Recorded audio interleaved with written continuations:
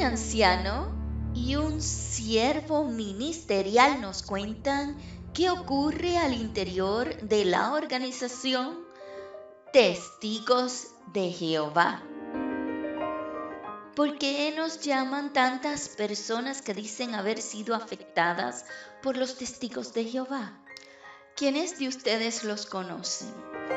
¿Cuántos han recibido sus publicaciones? ¿Y cuántos de ustedes los han recibido en sus casas? ¿Quiénes no los conocen? Son muy conocidos y están esparcidos por todas partes del mundo. Entonces, ¿por qué a la red de apoyo Inc. le interesa tanto hablar de una organización tan conocida?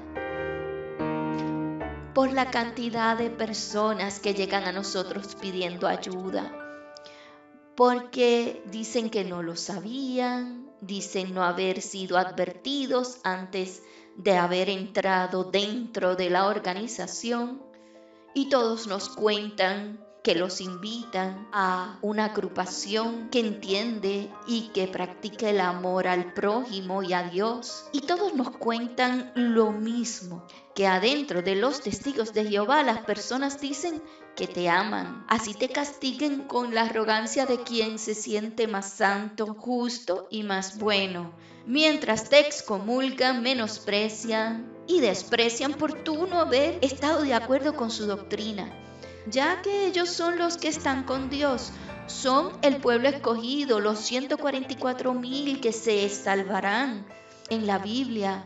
Y como ocupan ellos un lugar majestuoso espiritual, están por encima de tu familia, de tus hijos, de tus padres, al punto de que hay que abandonar por la agrupación todo, hay que abandonarlo porque la prioridad son ellos. Y si es necesario también tus estudios y trabajo, si es que en tu trabajo no entienden ni comprenden que la organización religiosa, los testigos de Jehová, son una prioridad, especialmente cuando están advirtiendo por todas partes que el Armagedón está cerca. Es por tal razón que en el día de hoy tenemos a 2 ex testigos de Jehová que alcanzaron una posición privilegiada, alta y distinguida dentro de esta organización. Y estamos hablando de un ex anciano y de un ex siervo ministerial. Ellos dos explicarán y revelarán hoy las prácticas y creencias doctrinales que les convencieron de dejar al grupo cuando se dieron cuenta de que no estaban siendo afines con la doctrina de inclusión, del amor por el enemigo y el pecador, de la doctrina cristiana. ¿Y por qué terminó? Así es, Mirna. Esto es el pan de cada día. Vemos continuamente casos donde vemos familias divididas, vemos hijos rechazando a las madres, madres rechazando a los hijos. Todo este ostracismo social, este dolor, este control mental y este forzar a la gente de alguna manera, el grupo a hacer algo en contra muchas veces de su voluntad, es algo que realmente da mucha tristeza. Entonces yo quisiera aprovechar que tenemos aquí a Leonardo Franco, que es ex siervo ministerial, y a Milton Avendaño, que es ex anciano de congregación.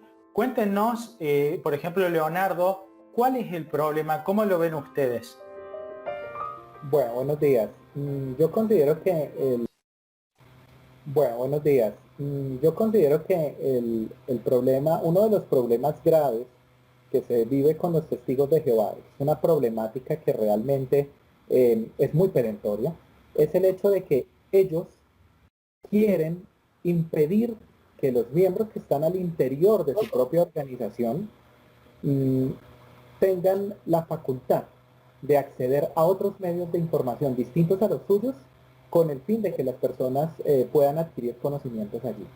Entonces, para ellos, la única fuente de la verdad, la única fuente legítima y genuina de información para que una persona aprenda algo, son sus revistas, sus atalayas, sus despertar, los libros que le ofrecen a la gente durante la predicación, pero cualquier otro recurso, cualquier otra fuente de información, un libro de filosofía, una enciclopedia, internet mismo, para ellos es algo absolutamente rechazable, para ellos es algo absolutamente impío e impuro.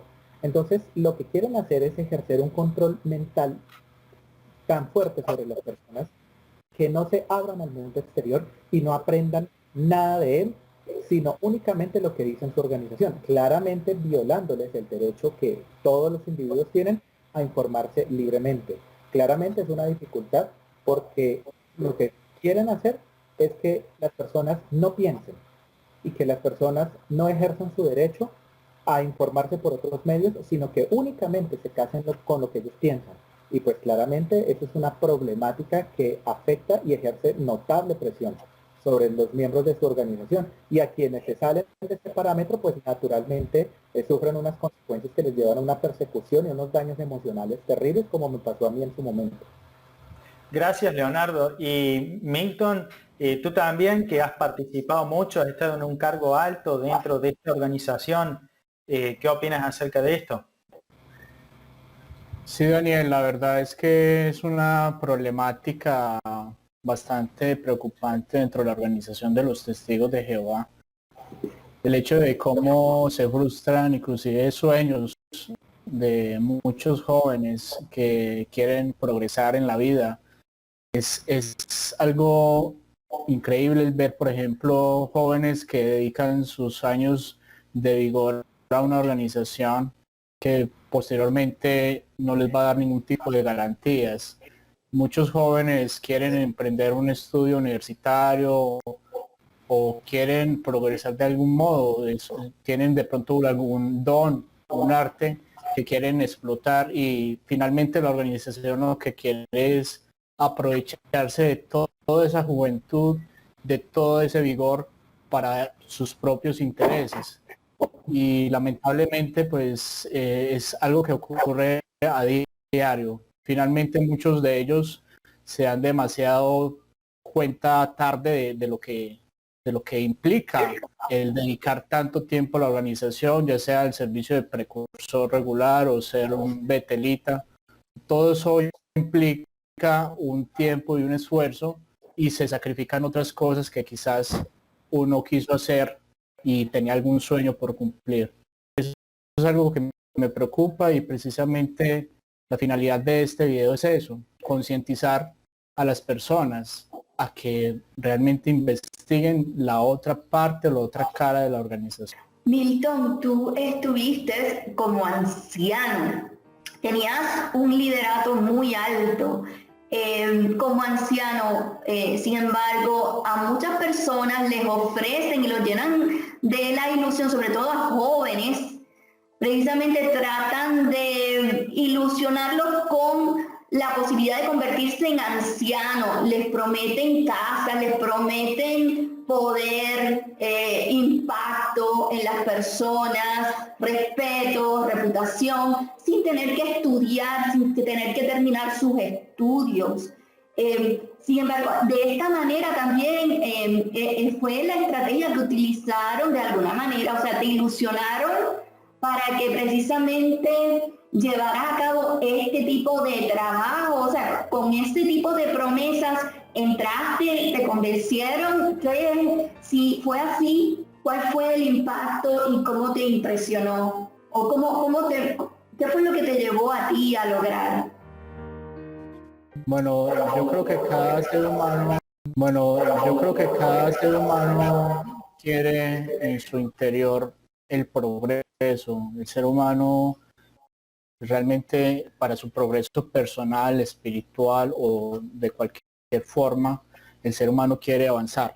Entonces tú como joven, yo a la edad de 19 años ingresé a esta organización, abandoné estudios, también inclusive empleos, con tal de dedicarme de lleno a la organización.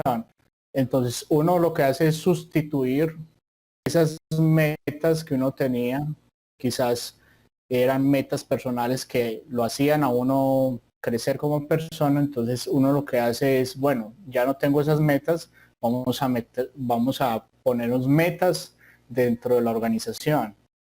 Ellos inclusive fomentan mucho eso en todos los jóvenes porque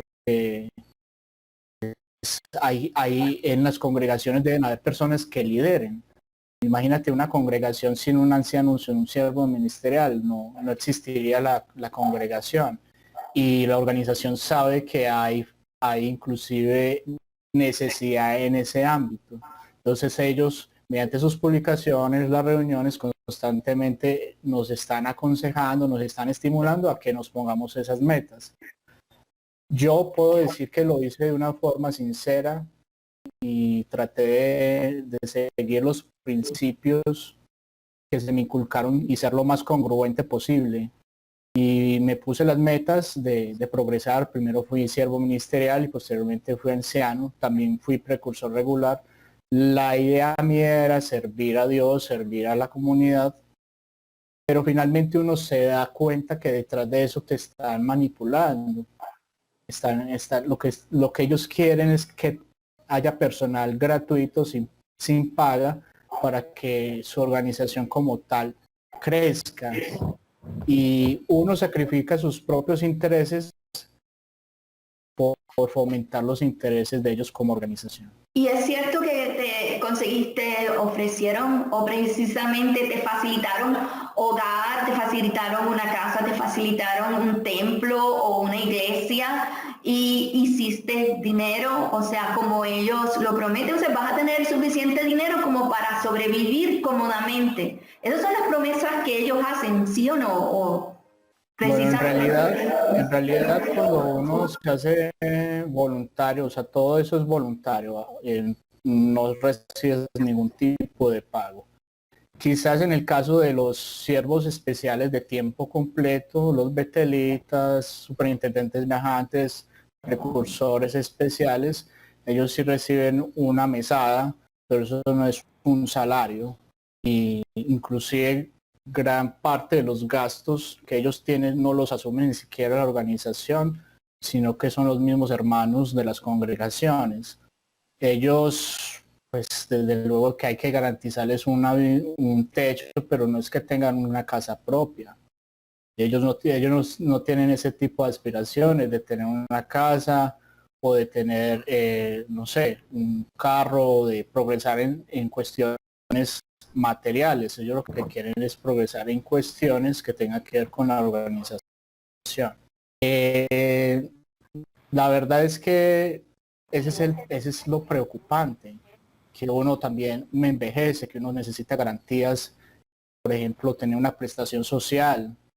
Por ejemplo, si yo trabajo para una empresa, si yo termino un contrato con la empresa, tengo derecho a que me liquiden y tengo derecho a una salud, a una pensión. En la organización no existe eso. Y muchas personas de lleno que inclusive muchas veces a la caridad de los hermanos, a lo que le den los hermanos, a lo que le regalen los hermanos, es algo muy delicado porque finalmente va a haber un momento en que te vas a ver sin nada, te vas a ver totalmente en la ruina y es algo que se ve comúnmente entre los hermanos que han servido de tiempo completo. En mi caso yo tenía mi propio trabajo, pero se vive con muchas necesidades realmente. No es cierto entonces que te facilitan el templo, te facilitan la casa, pero realmente no es cierto que vas a estar cómodo. En otras palabras, o sea, realmente no vas a hacer dinero suficiente para tener una vida normal sin preocupaciones extraordinarias, porque habrán jóvenes que no tendrán el interés o no estarán pensando en que necesitan una seguridad social. Habrán jóvenes que pensarán, a mí no me hace falta, así es que con lo que me den basta. ¿Qué tú le recomiendas a ese tipo de personas y si es cierto que van a poder vivir cómodamente? Viven cómodamente son algunos privilegiados, son los que llegan a altos cargos. Si eres un superintendente viajante o si ya eres alguien respetable dentro de Betel, por ejemplo, un miembro Pero ancianos son esa persona se le respetables. tiene un rango, son respetables, pero finalmente hay dos tipos de voluntariado, unos que reciben algún tipo de remuneración que no es en sí un salario, pero hay algunos que reciben más privilegios que todos y más comodidades. Y están los que están voluntarios, que totalmente uno mismo sufraga sus propios gastos. Ese fue mi caso. Y yo que recomiendo a un joven, a una persona que nos escucha, o sea, necesitamos también pensar en nosotros mismos. Necesitamos también pensar en nuestras familias, pensar en nuestro futuro, que en algún momento vamos a envejecer.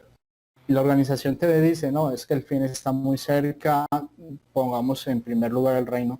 Pero ese de poner en primer lugar el reino es poner en primer lugar los intereses de ellos como organización y sus planes expansivos.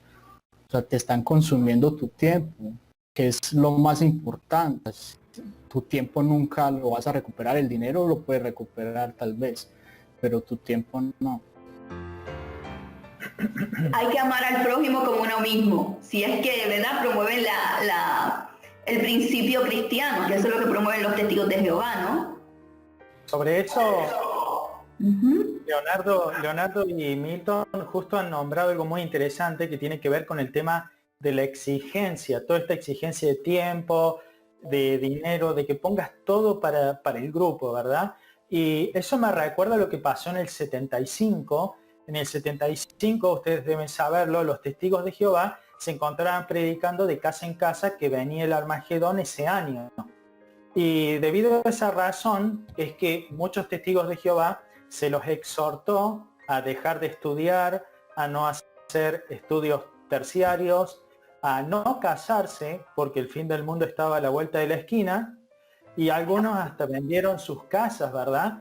Todo esto es muy parecido a lo que ustedes están comentando justamente en sus testimonios y vivencias.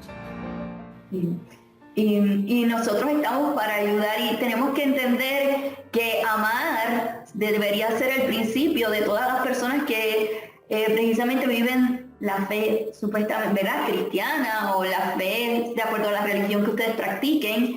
Es precisamente cuando se busca uno vivir y desarrollar una vida armoniosa, una vida donde se busca la salud emocional, la salud mental, la salud física. Precisamente tenemos que pensar en nuestro interés, así como en el interés de los demás. O sea, tenemos que ayudar, pero tenemos que ser responsables. Y también pensar en que los demás nos necesitan saludables, y necesitan también que nos preocupemos por nosotros, porque si yo no aprendo a entender con piedad y consideración, ¿verdad? No entiendo a los demás porque no me entiendo a mí mismo. Es porque cuando precisamente las personas empiezan a creer que está bien sufrir y está bien carecer, de la misma manera van a pensar que es justo. Como piensan que es justo, pues se lo aplican al otro. Y de esa manera terminan maltratando también a las otras personas. Sobre eso, Leonardo, ¿tienes algo que comentar también de tu experiencia? Bueno, pues la verdad es que yo insisto con el mismo punto con el que introduje mi disertación. Y es que ellos tienen un pensamiento en el cual la única forma de resolver las dudas que tú tienes sobre la vida es acudir a sus publicaciones. Si tú tienes un problema, una dificultad de índole personal, un problema psicológico o un problema de salud, acude a las publicaciones de ellos. Si tienes una duda existencial, acude a las publicaciones de ellos. Cualquier cosa que quieras saber, debes acudir a ellos, no más. Hay un ostracismo, como lo dijo Daniel, en el que básicamente se le impide a la persona saber que está más allá de su mundo, mirar más allá de sus narices. Eso está prohibido. Entonces, por ejemplo, yo sufrí mucho a ese respecto porque, por ejemplo, yo era objeto de señalamiento de parte de muchos ancianos. Por ejemplo, cuando yo empecé, lo que decía Milton es totalmente cierto. ellos le tienen un temor, un pánico horrible a la educación universitaria, porque ellos lo que dicen es que en las universidades se promueve, por ejemplo, los muchachos estudien para llegar a ser profesionales idóneos y que esa profesión idónea les permita acceder a mejores condiciones económicas. Entonces, por ejemplo, hay muchos muchachos que dejan de estudiar porque dicen, uy, ¿qué tal yo me vuelva una persona ambiciosa? Es decir, ¿qué tal yo me vuelva un tipo materialista? O, por ejemplo, ellos le temen al ambiente diverso que hay dentro de un ámbito académico. Por ejemplo, le temen a que los chicos vayan a fiestas y entonces le venden un temor a la persona a que relacionarse con gente de afuera, distinta de su propia organización, es casi que una blasfemia, es un pecado, es una ofensa. Entonces la gente crece pensando que los demás son peligrosos y que el único objetivo que yo debo tener al relacionarme con los otros es convertirlos a la religión. O sea, ningún otro interés. Entonces, los demás no deben ser mis amigos. Mis compañeros de universidad son eso, compañeros, son mis amigos. Entonces al otro lo veo con hostilidad. Le tienen pánico a la universidad, por ejemplo, porque ellos temen a que un muchacho aprenda de otras religiones, de budismo, de islamismo, de filosofía, por ejemplo, le temen a que, por ejemplo, a que un muchacho, por ejemplo, aprenda sobre socialismo, a que un muchacho aprenda sobre política. O sea, ellos le temen a que la persona adquiera otra visión de la vida. Y entonces cuando yo empecé a someterme justamente a eso, a esa otra visión de la vida, empecé a ser objeto de señalamientos. Entonces, por ejemplo, de mí decía que yo era un apóstata. Un apóstata es aquel que se aleja de la organización y habla mal de eso. Entonces empezaron a decir que yo era un apóstata, me empezaron a llamar, aparte me decían, por ejemplo, es que eso que usted dice es un discurso que refleja una cierta erudición pedante, entonces básicamente usted aquí lo que quiere mostrar es que es superior a nosotros, entonces no, usted no puede utilizar esa información, tiene que utilizar solo lo de nosotros. Por ejemplo, alguna vez yo estuve interesado en una chica, ella dejó, ella incluso, por ejemplo, hablaba mal de mí con otras personas por el hecho de yo leer libros de filosofía, que realmente es lo que me gusta. Muchas veces muchas veces me aislaron. Me llamaban a preguntarme, ¿usted por qué está estudiando filosofía? O sea, yo estando acá con 26 años que tenía en ese momento, tenía que darles cuenta a ellos de lo que leía y de lo que no leía. Es decir, se entrometen en tu vida privada con tal de que no conozcas otras cosas. Entonces el daño es terrible porque la persona crece demasiado condicionada, a grado tal que la persona realmente sí logran lavarle el cerebro. La persona termina confesando su vida privada, termina diciéndole a los ancianos todo lo que hace, para termina invadiendo su privacidad para que no se salga de lo que la organización le ha enseñado. Entonces el daño emocional que le generan a una persona es horrible. Es horrible porque además a la persona le venden la imagen de que todo lo que está fuera de la organización es perverso, es malo. Le enseñan cosas como que ser independiente, óigase bien, en pleno siglo XXI, o con el espíritu de independencia, porque si usted es independiente, entonces usted es desobediente y por lo tanto Dios lo castigará. Es decir, le temen a que la persona piense por sí misma, le temen a que la persona realmente ejerza su derecho a la crítica, su derecho a la oposición. Entonces, claramente las personas crecen timoratas y sumisas. Y yo creo que en un mundo como estamos, crecer así es claramente un daño. O sea, las personas no tienen derecho a la réplica y pues claramente eso lo que hace es crear individuos absolutamente dependientes, absolutamente sumisos, coordinados, sin criterio y sin juicio. Y yo creo que no hay nada peor para un ser humano que tener que esperar que otro le diga cómo debe vivir. Y eso es falta de amor al prójimo. Porque si tú terminas de esa manera, o sea, en donde el otro es mi enemigo, y no tengo por qué amar a los que están fuera de la organización, aunque sean mis padres, aunque sean mis amigos, aunque sean mis hermanos, si no están en la organización no tengo por qué amarlos. Eso es bien penoso y es bien doloroso para las personas que están fuera de la organización y es bien penoso que una persona pierda su capacidad de amar al prójimo. Me gustaría hacer una clarificación importante. Justamente Leonardo y Milton hablaron del concepto de apóstata. Para la gente que nos está escuchando, apóstata es como los testigos de Jehová llaman a cualquier persona que se sale del grupo. Ahora, el problema real de esto es que se les enseña a odiar a esas personas. ¿A qué me refiero? Lo podemos ver en casos de familias divididas. Un hijo que es de los testigos de Jehová se sale de los testigos de Jehová y es como que se saliera de la familia, porque automáticamente lo rechazarán y no le dirán ni siquiera hola. Esa es la gravedad del asunto del concepto de apóstata que está dentro de los testigos de Jehová. Por eso es que hablamos del tema del amor, de que no practican un amor verdadero, sino que solamente de palabra. Hace poco, casualmente, Anthony Morris, que es uno de los líderes supremos de esta organización, en un broadcasting, dijo de que él se alegraría de que los apóstatas se murieran.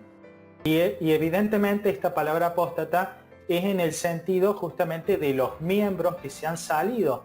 Para ellos es lo peor que pueda haber.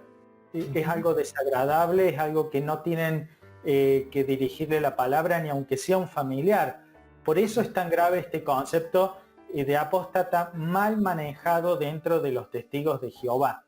Después, el otro tema que también sería importante clarificar es que mencionaron el tema de la prohibición a realizar estudios. Algo que es importante aclarar al público que nos está viendo es que los testigos de Jehová no te prohíben de una manera directa el hacer estudios. Ellos no te van a decir, no podés hacer estudios, nosotros te lo prohibimos, pero sí lo hacen de una manera sutil. Y un ejemplo que vemos de este uso de la palabra apóstata lo podemos ver nada más y menos que en Anthony Morris, que es uno de los líderes supremos de los testigos de Jehová, el cual en un programa oficial de los testigos de Jehová, él dio un mensaje en el cual él decía de que se alegraría de que los apóstatas murieran y de que todos los testigos de Jehová se tienen que alegrar cuando un apóstata muere. Ese es un broadcasting que dio hace poquito tiempo atrás y que ustedes lo pueden encontrar en internet. Es increíble cómo han manipulado a la gente para que al escuchar semejantes barbaridades piensen que está todo bien. Después, el otro tema que también es importante clarificar es el concepto de los estudios universitarios. Algo que es importante aclarar es que los testigos de Jehová no te prohíben de forma directa, no te dicen tenés prohibido ir a la universidad y te lo prohibimos, porque eso sería algo que los llevaría directo a la cárcel de forma inmediata. El problema real es que lo hacen sutilmente. ¿Y cómo lo realizan? En los programas de testigos de Jehová oficiales, ellos continuamente dan malos ejemplos de personas que han ido a la universidad. De esa forma asustan a los miembros, les muestran cómo por ir a la universidad se salen del grupo porque terminan dándose cuenta que están en un grupo peligroso. Y bueno, esa es la razón, creo yo, por la cual la organización no está nada contento con que un testigo de Jehová comience a estudiar estudios terciarios. También ocurrió algo significativo en la década del 75. Justamente esta organización estuvo predicando el Armagedón de casa en casa, es decir, el fin del mundo, y les enseñaban a los testigos de Jehová sutilmente de que no debían iniciar estudios universitarios porque el fin estaba a la vuelta de la esquina. Les decían no se casen con su pareja, no tengan hijos, dedíquense continuamente las 24 horas a predicar porque el fin del mundo va a ocurrir en unos meses. Y eso nunca ocurrió. Solamente quería hacer esa clarificación. ¿Qué opinas, Mirna? Increíble, increíble, la falta de misericordia. ¿Y cómo hablan del amor? O sea, que es como desfachatez de alguna manera hablar del amor cuando no se puede sentir misericordia. ¿Qué hay de si ellos estuvieran tan y tan instruidos en la palabra de Dios, verdad? O que tuvieran tanta y tanta fe, que están salvos. ¿Qué hay de aquel mensaje que entiendo son testigos de Jehová, supuestamente de Cristo, ¿no? El mensaje de Jesús de ir a buscar a los pecadores, de precisamente salvarlos, de tener misericordia por precisamente el ejemplo que él dio con la prostituta, ¿no? Y con todos los pecadores, y por eso lo condenaron. Entonces, ¿qué pasa con los testigos de Jehová? ¿Qué pasó con esa parte de las enseñanzas, de la misericordia, la caridad y la compasión? ¿Qué ocurrió? ¿Qué pasó? ¿En dónde se encuentran? ¿En qué parte del corazón? ¿De dónde se enseña? ¿O dónde se enseña dentro de su doctrina? Milton, Leonardo. Sí, no, pues la verdad es que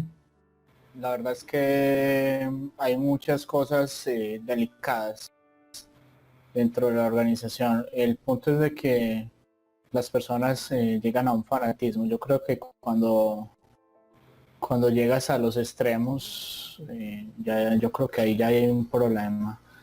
Yo creo que ante todo uno tiene que ser muy humano en todo y hacer consciente de muchas cosas. Lo que pasa es que el adoctrinamiento es tan grande que muchas veces uno actúa de forma inconsciente y se vuelve hasta un poco legalista. Pero uno ante todo tiene que ser persona, tiene que ser espiritual. Esa es la problemática que yo veo dentro de la organización. Y aunque hay personas, yo puedo dar fe que hay personas muy buenas dentro de la organización. Personas que tratan de ser muy congruentes con lo que están viviendo y con lo que están predicando. Pero también sé de que hay muchas personas que están ahí, es simplemente una apariencia. Y bueno, eso ocurre, eso pasa, pero lo importante es que las personas vean eso, que las personas que nos están escuchando ahora puedan ver el lado oculto, el lado oscuro de la organización, porque ellos muy bien les gusta promoverse como organización y mostrar su cara amable, su cara bonita. El punto es que hay muchas cosas delicadas que precisamente para este tipo de espacios es lo que queremos educar a las personas que también entiendan que ocurre dentro de la organización. Pero una pregunta que te hago, o sea, ¿y dónde está la compasión por el dolor ajeno? O sea, esa compasión que te lleva a ti a sentir, caramba, esta persona no pertenece a la organización, pero está sufriendo, déjame darle la mano. Porque no coincide lo que se han estado explicando con respecto a que si no son de los testigos, entonces yo no tengo por qué preocuparme por el otro, porque solamente importan los que están adentro. Eso como que no coincide con lo que es el amor y la compasión por el otro. Así es, yo agregaría algo más, Mirna, a tu pregunta. ¿Y cómo ha sido Leonardo y Milton sus experiencias particulares con el haber salido de la organización? ¿Perdieron amigos? ¿Cómo los trataron después de esto? Para que la gente pueda escuchar realmente de primera mano cómo es. Es que el problema es justamente eso. Yo intento hacer cosas para ayudarle, para demostrar que soy bueno, pero simplemente lo quiero convertir. Si el otro no responde convirtiéndose, pues entonces yo opto por irlo ignorando. A eso recuerdo que Jesucristo los llamaba hipócritas. Porque si tú sientes amor, tú sencillamente ayudas y te compadeces. Son acciones interesadas, o sea, como Leonardo está diciendo, predican de palabra, el papel soporta cualquier cosa, vos podés escribir lo que quieras en una revista, pero otra cosa es lo que practicás. Y cuando dejan a la madre, que quizás está sola en su casa, por haberse salido del grupo, nunca más le hablan, no le dejan ver al nieto, cuando está enferma no la van a visitar, a cuidar, eso demuestra que hay una falta de amor. Por eso yo preguntaba, Leonardo y Milton, en su caso, ¿cómo fue su experiencia personal con los miembros de su propio grupo? Bueno, particularmente a mí sí me costó mucho. De hecho, la razón por la cual postergué tanto la decisión de salirme fue precisamente porque yo sabía que iba a perder muchos amigos. Y en parte porque yo sabía el sufrimiento emocional que le iba a causar a mi mamá, mi salida, y a mis hermanos. De hecho, eso fue una tragedia. Lloraron casi como si yo me hubiera muerto. De hecho, mi mamá me cuenta que en la noche en que dieron el anuncio, en que yo me había desasociado, porque yo opté por salirme voluntariamente, hubo como un silencio, como ellos mismos lo denominarían, sepulcral, como si yo me hubiera muerto. Y porque es que literalmente es así, uno muere para él.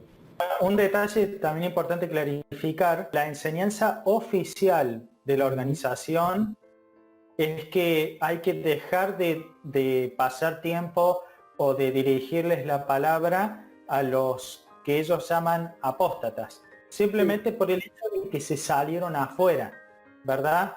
Entonces, algo que yo recuerdo con esto que tú mencionaste es que en una revista de los Testigos de Jehová, ellos dijeron de que deberían considerar como muertos a las personas que se han salido de la organización. Ya no existen más. Es una barbaridad. Sí, Eso. Bueno, personalmente en mi caso no me afectó mucho mi salida por el hecho de que mi familia no es testigo de Jehová. Entonces fue un poco más sencillo, y en el caso de mi familia, en la familia de mi esposa, son católicos, y pues fue sencillo en ese aspecto, y inclusive no me dolió el haber de pronto dejado personas que consideré amigos, porque realmente es una amistad que se vive dentro, pero es una amistad que está condicionada. Si realmente fueran amigos, pues todavía me estuvieran hablando, sin importar que yo ya no esté adentro. Pero realmente disfruté de haber salido, pues estrechar más lazos con mi familia. De hecho, yo siempre le he dicho a mi hermana, de hecho yo siempre le dije a mi hermana que particularmente esa postura de no saludar a la gente que se sale, y yo le dije, eso es absolutamente fanático. Eso es como si yo me fuera de un trabajo, renuncio a un trabajo X, y sencillamente porque me fui de ese trabajo y estoy en otro lado, entonces ya no vuelvo a saludar a mis excompañeros. O sea, no les vuelvo a dirigir palabras, simplemente porque cambié de parecer. Me parece que es una actitud totalmente fanática. Yo conozco miles de casos, pero digamos, para puntualizar en mi situación particular, yo debo decir que la razón por la cual yo postergué la decisión era justamente porque yo sabía que me iba a implicar perder amigos, perder reputación. Yo sabía lo que significaba mi nombre dentro de la organización. Pero más allá de eso, pues, por ejemplo, yo perdí amigos de años. Yo perdí amigos de más o menos 10 años, 12 años, de mucho tiempo. Y por ejemplo, en mi caso, lo que pasa es que yo me salí porque un amigo mío que era de la religión, él se salió primero y nosotros seguimos siendo amigos clandestinamente. Entonces digo, ¿por qué razón uno tiene que relacionarse con otra persona de manera clandestina? O sea, no está cometiendo ningún crimen. Entonces yo digo, no tiene razón de ser que uno tenga que apartarse de una persona simplemente porque piensa diferente de uno. Entonces esos daños emocionales pues realmente son horribles, y yo sé que hay mucha gente que sufre realmente. Conozco el caso de una amiga que vive en Chile, es colombiana pero vive en Chile, y ella, por ejemplo, su familia le negó totalmente el trato, solamente la buscan cuando necesitan plata de parte de ella, pero de resto ni la voltean a mirar. Cuando se fue a vivir a Chile definitivamente, la familia no fue a despedir al aeropuerto, siendo que no la iban a volver a ver. Simplemente porque hay un dictado institucional que dice, por favor no le dirija el saludo.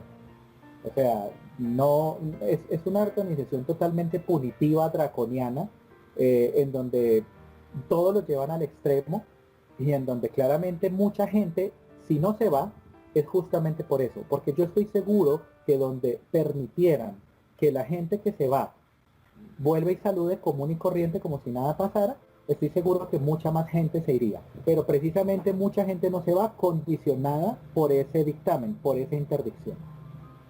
No se van por el miedo y el terror de que van a ser excomulgados, difamados. ¿Será eso? Yo pienso que es una sencilla razón, y es porque mucha de esa gente, Milton lo decía, muchos de ellos deciden abandonar educación universitaria, deciden simplemente centrar toda su vida en esa organización. Entonces su círculo social se circunscribe exclusivamente a ese ámbito. Entonces hay gente, amigos afuera. Por ejemplo, a mí, ¿por qué me fue fácil salirme? Porque yo ya tenía amigos en la universidad, ya tenía amigos en mi trabajo, tenía amigos de mi niñez de otros años. Entonces, digamos que yo ya tenía claro lo que iba a hacer con mi vida. Yo ya tenía un propósito. Yo sabía que no era eso. La mayoría de gente no se sale porque simplemente no tienen un propósito de vida. Es decir, ¿yo qué me pongo a hacer? O sea, si yo me salgo voy a explicar algo desde el punto de vista de nosotros como seres humanos. todos los seres humanos necesitamos de la estima de los demás, del aprecio, del amor, aquel lugar donde nos sentimos cómodos, donde nos sentimos estables.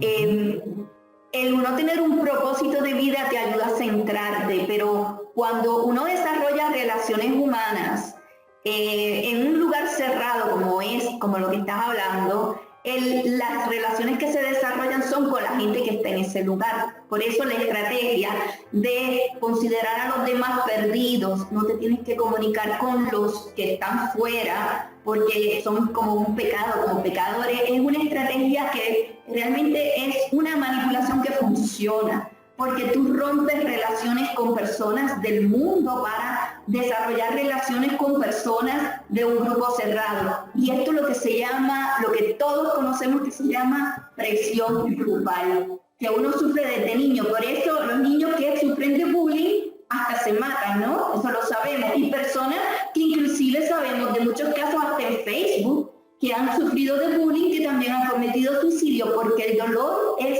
tremendo. Es terrible. También puede obligar a una persona a quedarse en un grupo el miedo a la crítica, las humillaciones, o sea, que me van me voy a convertir en un excomulgado, que todos me van a despreciar, que mi familia no me va a hablar. Yo me tengo que quedar por esa razón. Muchas personas psicológicamente se quedan porque la presión grupal los obligan a quedarse ahí. Pero cuando tú empiezas a establecer relaciones con personas como de la universidad, personas de afuera, ya tu mundo dejó de ser solamente ese grupo. Expandiste tu territorio a una zona de confianza, una zona de seguridad fuera del grupo, y te sientes cómodo y seguro fuera del grupo ya porque has establecido relaciones humanas fuera del grupo. Sí, primero pensamos y luego actuamos. Tener un propósito me lleva a mí a yo responder. Pero en realidad emoción siempre controla la razón cuando son muy fuertes. Y cuando estamos hablando de dolor muy fuerte, puede llevar a someter a una persona a quedarse. Por eso, cuando van a llevar a una persona que capturan, un enemigo que capturan en una guerra, ¿verdad? Y quieren que confiese, ¿qué es lo que hacen? Los torturan con dolor para que la persona hable, porque el dolor te lleva a someterte. Por eso un maltratante también puede someter de la misma manera a sus víctimas a través del dolor. El dolor, en realidad ninguno de nosotros nos gusta sentir dolor. Buscamos aquello que nos hace sentir cómodo, que nos hace sentir agradable. Es naturaleza humana, es precisamente una estrategia, una capacidad y una característica de todo organismo con inteligencia que pretende sobrevivir. Entonces, sí tiene que ver totalmente, es una estrategia que la mayor parte de las personas no conocen, pero que utilizan los líderes sectarios para manipular la voluntad de las personas. Eso es presión psicológica, Mirna. Sí. ¿Y sabías, Mirna, de que los testigos de Jehová ni siquiera les permiten asistir al funeral de un ex testigo de Jehová? Oficialmente les enseña que ni siquiera al funeral tienen que asistir. Así de grave la situación, y solo puedo imaginar el terror que un testigo de Jehová tiene de salirse del grupo. Sí, porque va a ser rechazado, humillado, señalado, castigado. ¿Cuáles son los castigos? Perdón, Leonardo. Quiero compartir mi experiencia a este respecto. Hace 7 años murió mi hermana mayor. Ella no era de la religión. Cuando estábamos en la funeraria, bueno, mis amigos fueron y me acompañaron. Pero, pues, de todas maneras, varios testigos de Jehová fueron a acompañar a mi mamá y a mi hermana, a darle, pues, palabras de pésame a mis hermanas, pero tengo 2 hermanas allá en la organización. Y muchos de ellos, pues, que asistían al funeral, me conocían personalmente, pues, de hacía mucho tiempo, de hacía más de 12, 15 años. ¿Y ustedes creen que me dirigieron palabras? Es decir, era el momento más doloroso de toda mi vida, perder a mi hermana mayor en la muerte, y sin embargo así no fueron capaces de dirigirme palabra. Yo le decía a mi hermana, hombre, es que en ese momento ya no importa la religión, en ese momento es una cuestión de solidaridad humana, porque es que todos nos vamos a morir. Entonces, ahí ya no importa la religión. Es decir, tanto pesa el formalismo como para solidarizarse con una persona en su dolor y darle un abrazo. Yo le decía eso a mi hermana. Y es que no es solamente el hecho de que niegan la solidaridad, es la imagen tan distorsionada que ellos tienen del amor. Porque además ellos tienen un argumento para negarnos el saludo. Ellos dicen, lo que pasa es que si nosotros a usted no lo saludamos, parecido como cuando dos exes terminan y se quieren recuperar, ignórelo para que lo busque, es más o menos algo así parecido. Si usted lo ignora, si usted no lo saluda, él va a sentir el dolor de la pérdida y entonces va a querer volver porque se dio cuenta de la maravillosa hermandad que perdió. Es decir, cuando la persona la aislamos, cuando le negamos todo trato, la persona se va a dar cuenta de la maravillosa hermandad que perdió. Entonces la persona va a querer volver porque se va a sentir corrida, como perdí el trato de estas maravillosas personas. ¿Sabe qué? Yo prefiero volver. Prefiero volver a aguantarme humillaciones y que me sometan. Prefiero volver a obedecer a ciegas con tal de que no me nieguen el trato. Entonces mucha gente prefiere volver por eso. No solamente te chantajean, sino donde además no te aceptan como eres. Primero en los Corintios 13 dice que el amor nunca falla, que el amor siempre está, que el amor es compasivo, que es bondadoso. Pero no, para ellos están primero los formalismos. Y la cuestión es, ¿hasta qué grado puede ser amor cuando uno entiende perfectamente que, por ejemplo, a las personas no las aceptan como son? Y se supone que en el amor yo también, a pesar de que el otro tiene diferencias conmigo, yo soy capaz de tolerarlas incluso. Leonardo, lo que pasa es que eso no es amor, por eso es que te preguntan, no es que ni siquiera está distorsionado, es que es un engaño, es una mentira. Amor es yo compadecerme por el dolor ajeno. Amor es yo pensar que el otro, cuando yo miro al otro, me pongo en su lugar. Eso es amor. Cuando tú sientes amor, tú eres capaz de sentir eso. Claro que es una mentira, porque cuando hablamos de organizaciones en donde hay líderes que te quieren manipular, te van a mentir y te van a hacer creer, te van a hacer creer que tú, no te preocupes, estás amando, no te preocupes, lo estás haciendo bien, aunque estés haciendo el mal, aunque estés haciendo daño. Ahí donde cuando una persona hace daño no es parte ni es compatible con el amor. En el amor, cuando tú amas, tú no haces daño. Y es una excusa para el maltratante decir, no te preocupes, déjalo que sufra, como bien decía, déjalo que sufra, que se va a convertir, déjalo que sufra de una manera tan cruel. Y también cuando entran al grupo, que supuestamente aceptan humillaciones para no sentir un dolor mayor. Porque cuando el dolor es muy grande de estar fuera, tú aceptas un dolor menor con tal de evitarte el dolor desesperante que no puedes aguantar. Pero es una manipulación de utilizando el dolor en grados. Tú quieres que yo te quite este dolor tan grande, tienes que quedarte adentro, aunque sufras más, aunque sigas sufriendo, pero vas a sufrir menos. Es un juego con el dolor, pero realmente es una estrategia técnica de manipulación mental. Utilizan. Así es, Mirna. Y eso de solamente saludar a los hermanos que están dentro, eso justamente va en contra de lo que ellos mismos escriben y predican. Yo recuerdo, por ejemplo, que en Mateo 5:47, Jesús les dijo a las personas que si saludan solamente a sus hermanos, ¿qué cosa extraordinaria hacen? ¿No hace así toda la gente de las naciones? Entonces, acá se están comportando como los propios fariseos, los testigos de Jehová. Exactamente. Inclusive me acuerdo que también habla de amar al enemigo. Eso sí que es difícil, imagínate para un testigo. Amar a los que no los aman. Eso es tremendo reto, ¿no? Aún así ellos van a seguir diciendo es amor porque el objetivo es convertirlo. Eso es una excusa y una mentira que los hace sentir bien. Sí.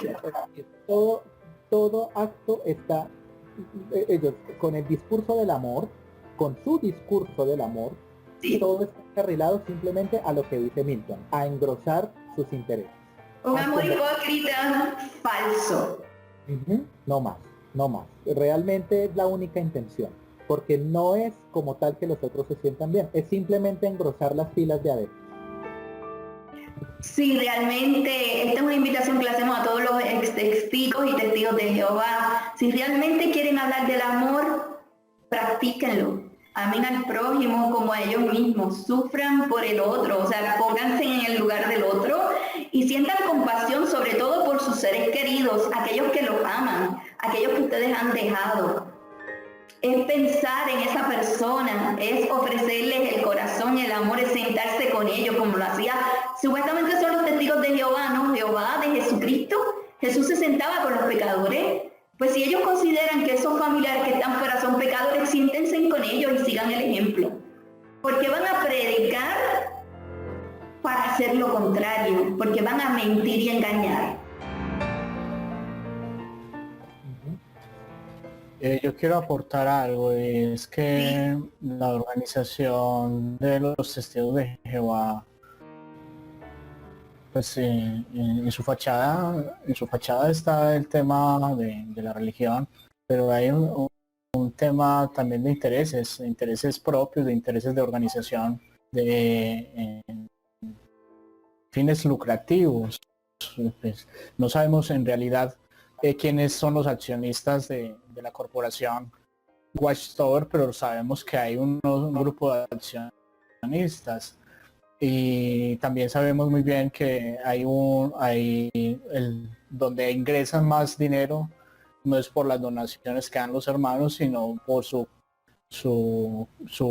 trabajo que tiene que ver con venta de inmuebles. Entonces esos inmuebles, esas grandes construcciones de salón del reino, salones de asambleas, complejos como las sucursales, todo eso normalmente viene de mano de obra voluntaria, gratuita. Posteriormente ellos construyen miles de salones del reino y después salen a la venta, como lo hicieron hace poco, en el 2015 en adelante, que empezaron inclusive a funcionar congregaciones, quedaron salones vacíos, lo que hicieron fue venderlos.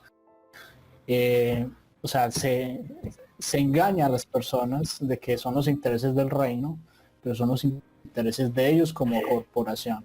Ahí está el punto en que yo más enfatizo, el valor de tu tiempo. O sea, estás dedicando demasiado tiempo a una organización que en algún momento inclusive te va a dar la espalda, como ha ocurrido con miles de voluntarios que dedican hasta décadas a la organización y salen despedidos sin ningún tipo de prestación social, sin ninguna pensión.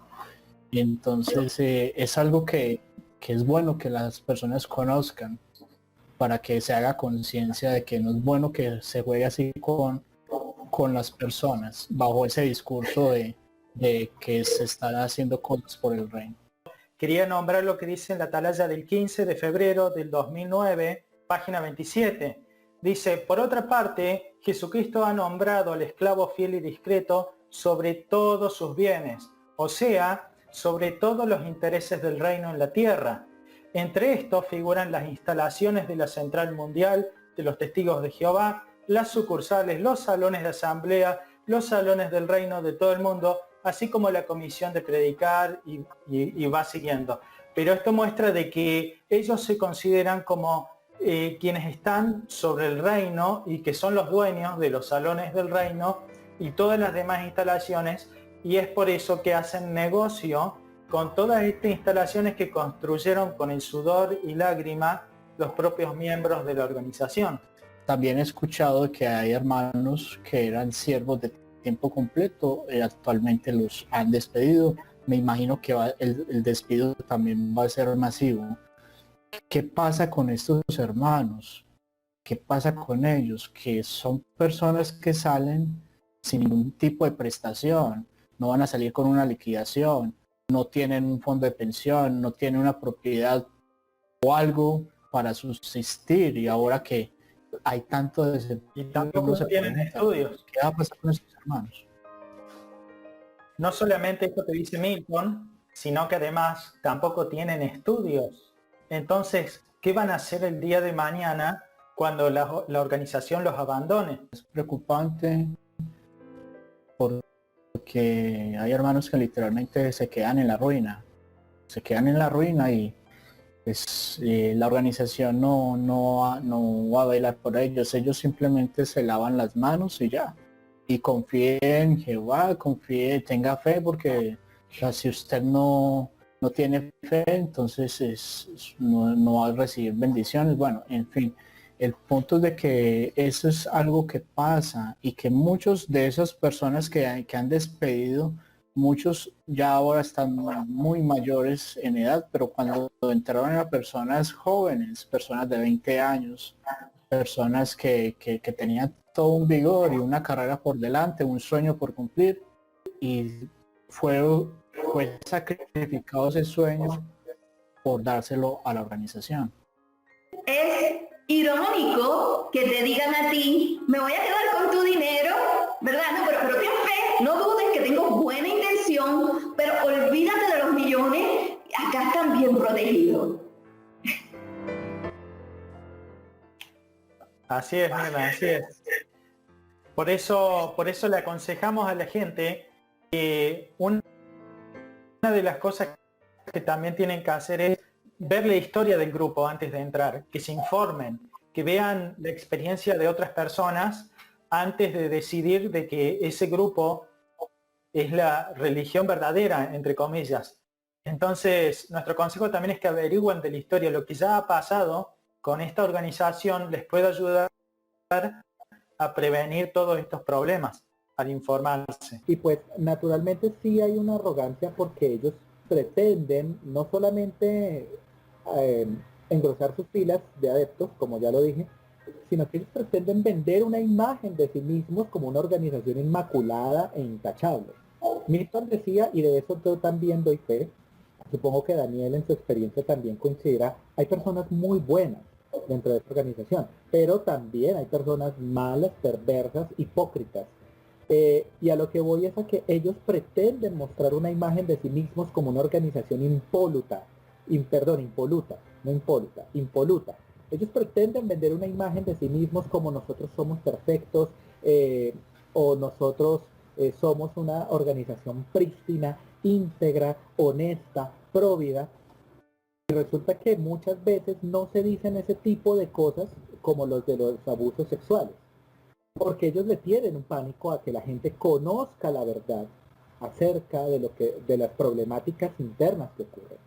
Entonces muchas veces hay personas que cometen faltas graves, muchas veces con tal de conservar su buena imagen, son capaces de ocultarlas, esas cosas negativas, con tal de que la gente piense que todo adentro es perfecto. Entonces, ¿qué pasaba detrás de los abusos a esos menores de edad? Por favor, no vaya a decir, o sea, les decían a los papás, por favor, niños, no les digan, no vayan, los ancianos les decían a los papás, por favor, no vayan a poner demandas ante autoridades. Es decir, por favor, no vayan a jueces de familia, ni pongan denuncia, nada. ¿Por qué? Porque el problema es que si se sabe que los que abusaron de ustedes sexualmente son testigos de Jehová, pues eso va a ser un desprestigio para nuestra imagen. Es decir, la gente tiene que tener la imagen de que aquí todos somos honestos.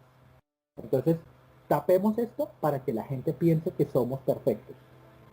Y eso pasa, bueno, abuso sexual, digamos que eso se da en relativamente pocos casos, pero se dan en situaciones más pequeñas. Por ejemplo, una de las cosas que me llevó a mí a desvincularme es justamente eso, esa obsesión que ellos tienen por conservar su propia imagen como una organización prístina, como ellos mismos utilizan de hecho ese término, como la sucursal de Dios, como la representación del reino de Dios acá en la tierra. Entonces, por ejemplo, ¿qué pasa si un testigo de Jehová le presta plata a otro y el otro se la roba y no se la paga? Pues normalmente uno tiene una letra como un documento que respalda que dice, si usted no paga, pues hombre, hágase cargo, por favor, responda. Ellos dicen, si la persona que a usted lo roba es de afuera, haga todas las demandas, ¿sí? Vaya y pelee por su plata. Pero si el que lo robó es un mismo testigo de Jehová, por favor, no vaya ante el tribunal a pelear por esa plata que es suya y que usted sudó la frente, sudó con su duro trabajo para ganársela. Por favor, no vaya a denunciar eso, porque es que el problema es que donde la gente se llegue a dar cuenta que entre nosotros mismos nos robamos, pues entonces eso es un desprestigio para la organización. Entonces, fíjense la cantidad de cosas que a la gente no le dicen con tal de conservar una buena imagen. Y eso es gravísimo. Es decir, que pretenden mostrarse como los únicos buenos que hay en el mundo, casi como los únicos perfectos, es absolutamente grave. Y que básicamente la intención es manipular la información. Ellos le tienen miedo a que sepa la verdad. Ellos mismos se autodenominan la verdad, pero le tienen miedo a que la gente sepa este tipo de cosas. Le tienen miedo a que la gente llegue a conocer otros puntos de vista de otras cosas. Entonces, hay un versículo de la Biblia que de hecho en la carta de desasociación que yo escribí, que se hizo viral en su momento, y que de hecho inspiró a muchas personas. Yo escribí un versículo de la Biblia con el que quiero concluir y que me parece que debe ser el centro de la exhortación para una persona que va a conocer esta organización o que seriamente esté pensando en iniciar.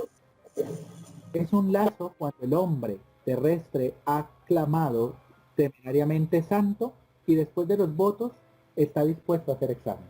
Es decir, usted piensa al principio, sin analizar, que todo está perfecto.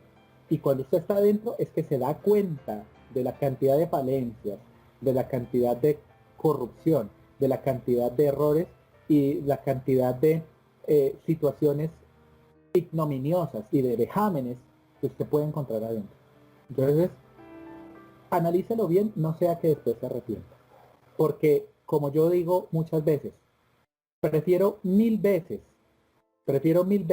la libertad de la incertidumbre que el hecho de estar sometido bajo la certeza de la tiranía. Muchas gracias. Es bien importante esto que has traído y has mencionado varios puntos. Una, y es algo que vamos a traer para los próximos programas, y es el tema sobre ¿qué será realmente alguien bueno? Porque hablábamos de que hay personas buenas dentro de la organización, pero son capaces de callar y también, entonces, como hablabas de miedo a decir la verdad. Entonces, ¿dónde está? Pero no engañan. En la mente y en la conciencia de estas personas está un concepto en donde el engaño no puede ser parte nuestra porque nosotros somos buenos y perfectos. Entonces, porque somos buenos, no importa, nosotros seguimos siendo buenos, aunque hagamos sufrir a los seres queridos, aunque hagamos daño, pero lo hacemos porque tenemos buena intención. Entonces, tenemos que hablar sobre este tema sobre lo que realmente es bueno y lo que realmente es amor y amar al prójimo, amar a los demás. Este es un tema bien importante, lo vamos a traer desde el punto de vista de los especialistas en psicología, los que atendemos a las personas que llegan a nosotros, les ofrecemos consejería. Vamos a entrar en este tema para un próximo programa. ¿Qué te parece, Daniel? Sería una buena idea continuar con eso, porque la organización de los Testigos de Jehová ha hecho un garabato al cual le llama amor, pero no lo es. Entonces yo creo que es importante clarificar este concepto y ayudar a la gente para que pueda verse, digamos, lo que realmente significa verdadero amor y lo que es manipulación. Red de apoyo. Lo que debes saber sobre manipulación psicológica grupal, prevención y rehabilitación. Con el equipo de Ravix. La red de apoyo está compuesta por un grupo multidisciplinario de profesionales. Tenemos abogados, psicólogos, psicoterapeutas y otros profesionales sobrevivientes de maltrato psicológico y físico que fueron provocados por las sectas, lo cual nos complementa y facilita el poder ofrecerles a todos los afectados beneficios de consultoría y de la consejería especializada que solo nuestra organización internacional sin fines de lucro 501c3 puede ofrecer. Yo soy Mirna García, presidente, y junto a Daniel estamos atendiendo temas y testimonios que los solicitantes de ayuda desean hacer público. Cuán difícil es sobrepasar las malas experiencias y no poder hallar justicia cuando no se tienen los recursos. Pero por este canal podrás exponer tu testimonio y experiencia contactándonos por facebook.com/víctimas sectas. Nuestro grupo administrativo de recepcionistas están muy pendientes para atenderte y facilitarte el que te puedas comunicar con nosotros. Nos interesa mucho escucharte y analizar contigo los temas de interés que sugieras y nos propongas. Queremos ser uno contigo. Por